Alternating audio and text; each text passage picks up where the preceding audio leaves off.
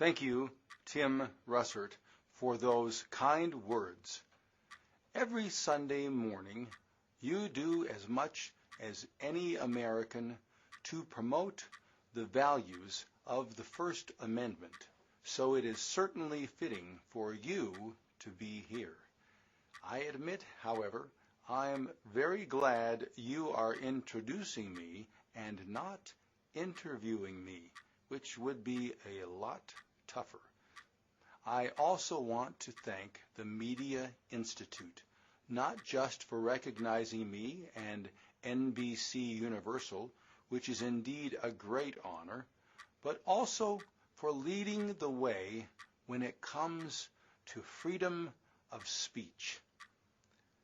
Speaking personally, the Institute has been our ally on a number of issues over the years, usually involving the tension between the government's desire to control the news and the obligation of NBC to report the news. We all appreciate these efforts. You can't have a free people without a free press. And as Thomas Jefferson pointed out, you can't have a free people without having an informed people, which is why I'm so proud of Tim and the work of all his colleagues in helping keep Americans informed, especially as we head into next week's election. This is a critical time for your nation.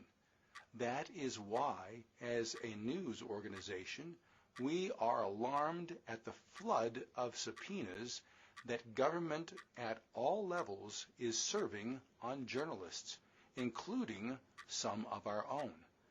These are courageous men and women who are simply doing their jobs. If the current legal climate has a chilling effect on news gathering, the consequences are serious and could not come at a worse time. NBC Universal will join with other major news organizations to highlight this issue. At no time in our history has the work of a free and unencumbered press been more important.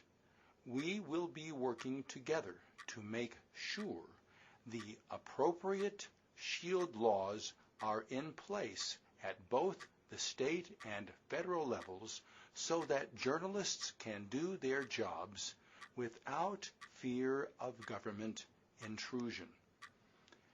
We are also concerned about the recent movement in Washington toward content regulation. We are facing an extraordinary set of pressures, easily the most alarming in my 24 years in this industry. The vast majority of broadcast licensees do an excellent job of knowing where to draw the line when it comes to content. There is another part of the Constitution that applies to creative expression, along with the First Amendment. It is Article 1, Section 8, the Copyright Clause.